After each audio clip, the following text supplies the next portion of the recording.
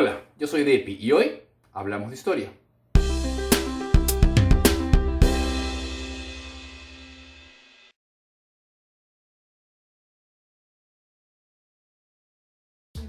¿Quién es el mayor genocida de la historia? Es fácil una lista quizá de los tres primeros. Tenemos a Hitler, tenemos a Stalin, tenemos a Mao. Quizá leyendo un poco más de historia podemos decir, bueno, pero Pol Pot no mató a tanta gente, pero proporcionalmente puede haber matado entre el 25 y el 35% de la población de su país. Pero hoy hablamos de un genocida que quizá nadie conoce. Y eso es lo interesante de su caso. Porque de estos que hemos hablado, todo el mundo conoce. Incluso de Pol Pot es un nombre que uno tiene en la oreja. Pero Leopoldo II, rey de los belgas, es uno de esos grandes genocidas, grandes en el sentido del número, no de su grandeza personal, que han logrado pasar, como decimos en el Perú, caleta por la historia, en secreto. Pero hoy me toca hablar de él. Él era, como digo, rey de los belgas, y a finales del siglo XIX, él se da cuenta que los distintos países europeos están agarrándose pedazos de África, ¿no? En el segundo colonialismo. Y él dice, Bélgica también tiene que estar ahí. No lo va a lograr enfrentándose a Reino Unido, a Francia, a Alemania, países más grandes, más poderosos. Entonces él decide usar otra táctica. Él funda la Asociación Internacional del Congo, una suerte de ONG medio rara porque dependía de un rey, ¿no? Pero la idea era traer la civilización, como se diría en esa época, cristianizar, pero sobre todo había el tema de acabar con las redes de esclavitud. Es bueno saber que, a pesar de que ya para fines del siglo XIX, en todo lo que podríamos llamar el mundo occidental, Europa y el continente americano, ya no había esclavitud legal. En África todavía había mucho tráfico de esclavos, hecho o dirigido por pueblos africanos o por pueblos del Medio Oriente. Entonces había esta idea de llegar a África para cortar estas rutas de comercio humano. Entonces esta Asociación Internacional del Congo se funda con la idea de, como dije, acabar con la esclavitud, y sonaba muy bonito. En 1885, la asociación se había fundado en 1879, en 1885 sucede la Conferencia de Berlín. Y en la Conferencia de Berlín, los países europeos deciden dividirse a África entre ellos. Esto para ti, esto para ti, esto para ti. No como quien se reparte el botín de una guerra, o como quien se reparte, no sé, las ganancias de un negocio. Y siendo que Leopoldo de Bélgica había logrado tener esta imagen medio humanitaria, medio de buenito, de nada conquistador, Bélgica es un país realmente muy pequeño, creado de alguna manera como país independiente luego de las guerras napoleónicas, nadie le tenía mucho miedo, dijo ya, quédate con este territorio. Lo interesante es que al fundarse el Estado Libre del Congo, que así se llama, no es una colonia del país de Bélgica, es una posesión personal de Leopoldo II. Esto me parece un dato muy relevante, porque todo lo que salía de ahí era su propiedad personal, eran riquezas suyas, muchas de las cuales invirtió en Bélgica, construyó hospitales, carreteras, muchas cosas muy interesantes. Pero, por otro lado, al ser una propiedad personal, esto lo pone en la primera línea de saber lo que pasaba. Y lo que pasaba fue terribles abusos. Henry Stanley, uno de los más grandes exploradores europeos del siglo XIX, alguno podría decirlo también uno de los grandes facilitadores de la invasión, del colonialismo. Como mucha gente en épocas difíciles, hay esta dicotomía entre el explorador, descubridor y el facilitador de abusos. Él descubre las nacientes del río Congo que luego desemboca en el Océano Pacífico. Ve que es un río ideal para el transporte desde el centro de África hacia el Atlántico, y luego a Europa. En conversaciones con Leopoldo, él consigue firmar un montón de acuerdos comerciales, políticos, con un montón de jefes de pequeños pueblos, de pequeñas tribus. Y acá viene esto del abuso, ¿no? De firmar a veces documentos en idiomas que no hablabas o que no hablabas tan bien, y que incluso si los hablas, el lenguaje técnico en nuestro propio idioma, a veces uno lee un contrato en castellano y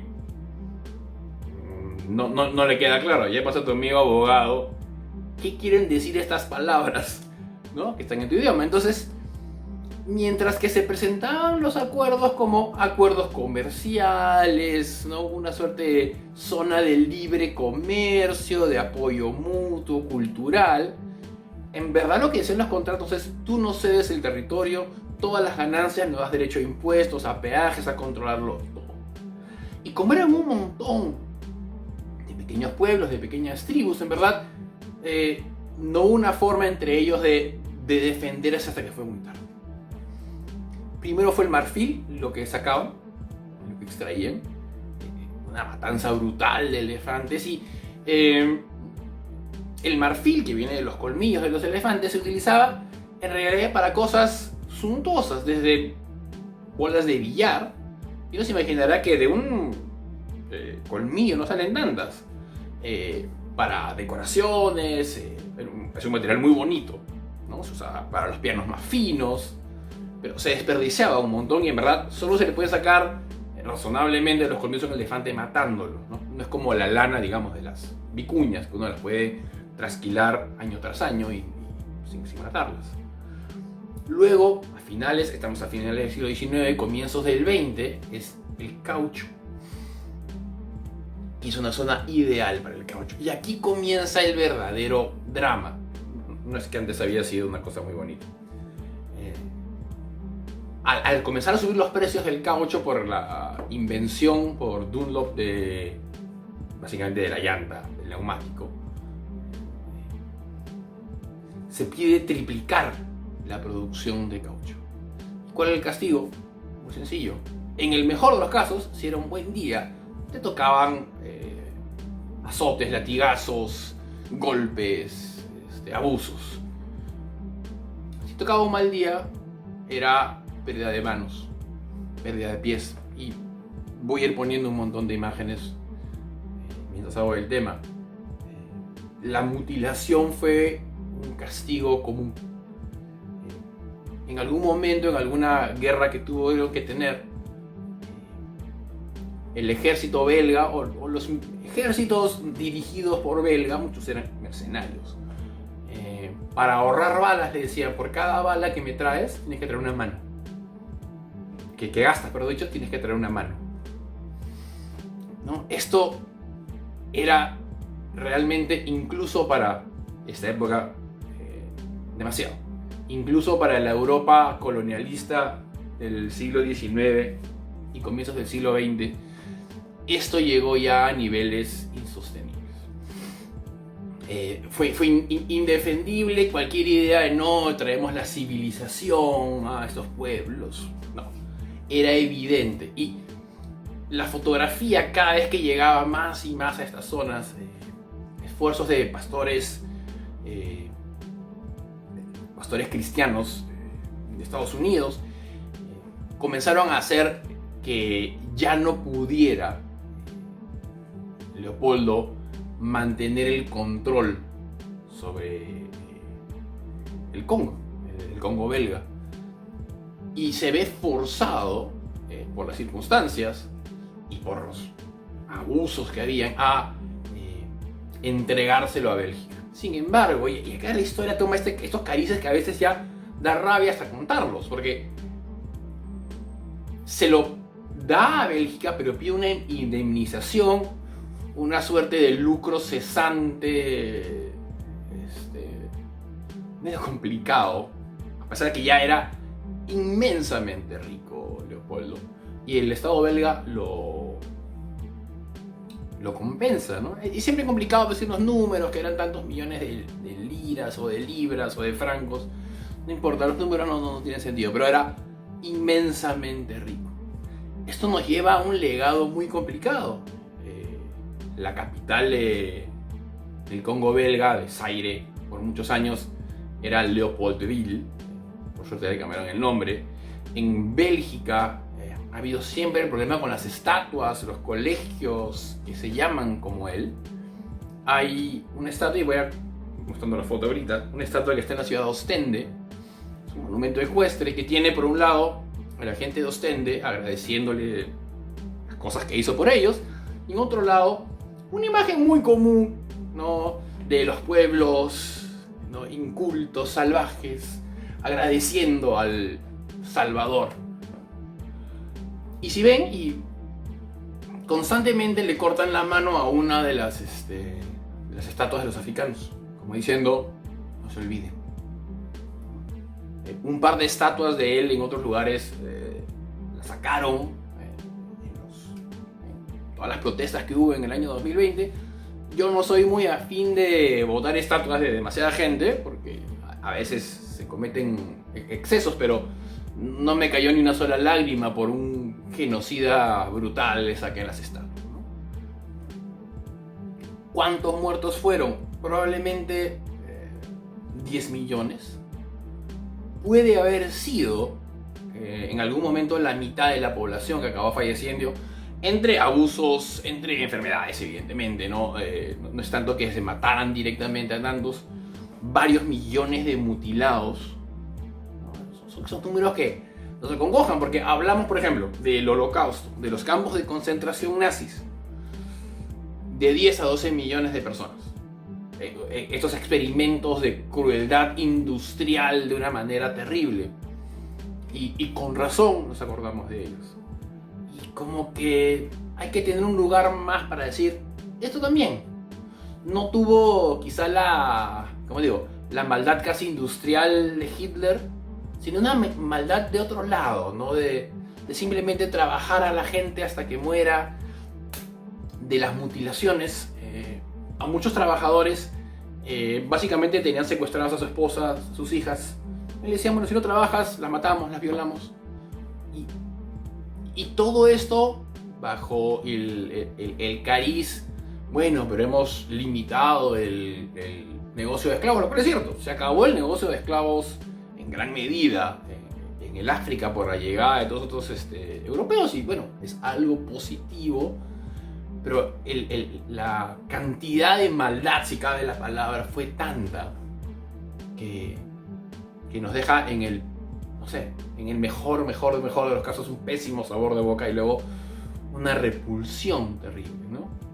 Entonces hay que recordar a Leopoldo II, rey de los belgas, uno de los peores seres humanos que ha habido, una maldad solo por el dinero, no hay otra opción. Él decía que no sabía tanto, que le daba mucha pena, ¿no? Esas penas que no te llevan a nada, ¿no? Esas penas que no te llevan a nada, que no llevó a que cambie nada. Apenas dejó el control del Congo belga, se disminuyeron largamente los abusos.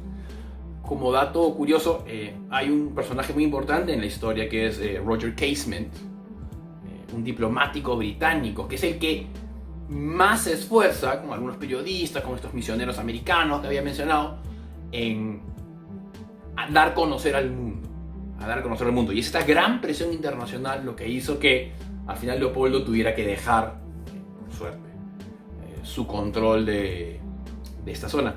Y la historia de Roger Casement nos toca un poco a los peruanos, porque Mario Vargas Llosa escribe un libro, El sueño del Celta, en el que habla de Roger Casement en 3 momentos de su vida. El primero, el que tiene que ver con esta historia, es la historia en el Congo. Luego él viene al Perú, a los 1910 más o menos, donde también estaba la fiebre del caucho y donde también hay grandes abusos. Incluso con informes y noticias de también mutilaciones, de excesos, de abusos de los pueblos nativos en las mismas condiciones que veíamos en Bélgica. Definitivamente no en la cantidad ingente de muertos, ¿no? Hay la Casa Arana de Julio César Arana, que luego entra en juicios en el Perú, entra en juicios en el Reino Unido por lo que vendría de ser delitos de lesa humanidad. De alguna manera los delitos de lesa humanidad se inventan como estructura jurídica por los casos estos de los abusos del caucho, tanto en África como en el Perú y en Colombia también había. Bueno, con una historia un poco triste, no un poco triste, muy triste. Comenzamos el año de los videos, pero como les digo, a veces hay que recordar a estas personas, no quedarnos en los más famosos de los malvados, también recordarlo. La próxima semana vamos a hablar de algo, quizá algo más alegre, un personaje menos cargado de maldad. Muchas gracias. Si te gustó este video, por favor dale me gusta. Si no lo has hecho, por favor suscríbete, dale a la campanita por si acaso y nos vemos. Muchas gracias.